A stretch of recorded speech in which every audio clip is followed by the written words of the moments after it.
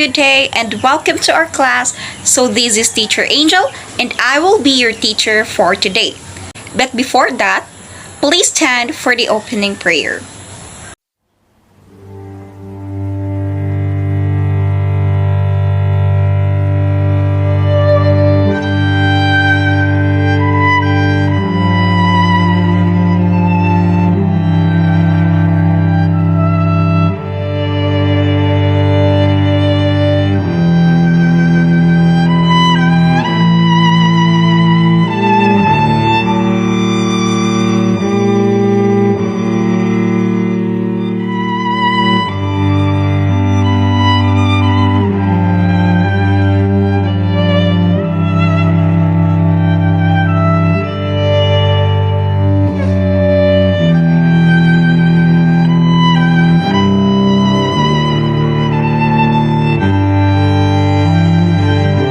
Okay, class, please have a seat.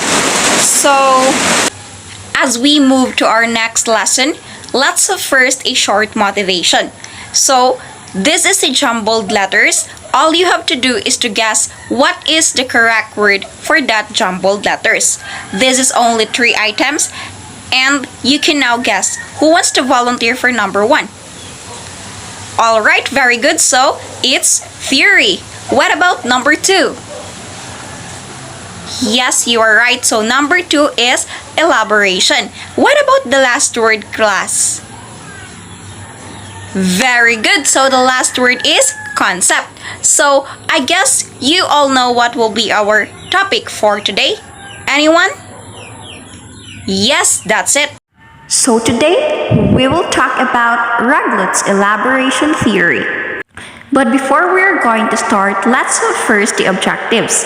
First, define elaboration theory. Second, show the values of elaboration theory. And lastly, enumerate the approaches of elaboration theory. What is elaboration theory?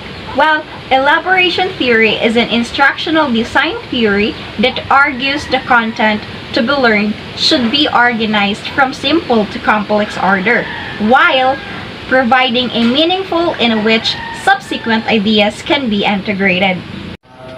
Who is Charles REGELUTH? So, he came from Indiana University.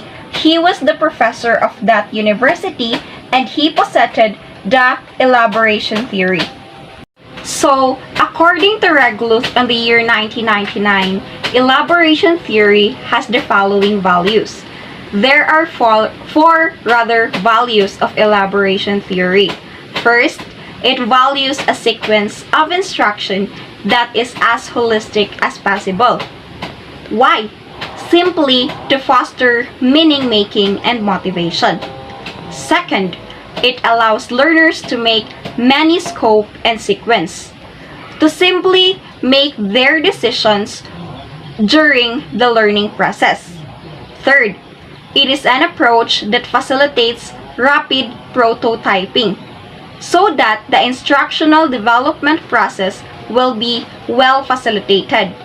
Lastly, it integrates viable approaches to scope and sequence into a coherent design theory. Next, there are 3 major approaches of elaboration theory. First, we have the conceptual elaboration sequence. Second, the theoretical elaboration sequence. And lastly is the simplifying conditions sequence. So, in conceptual elaboration sequence, it is used when there are many related concepts to be learned. In the theoretical elaboration sequence, it is also used when there are many related principles to be learned.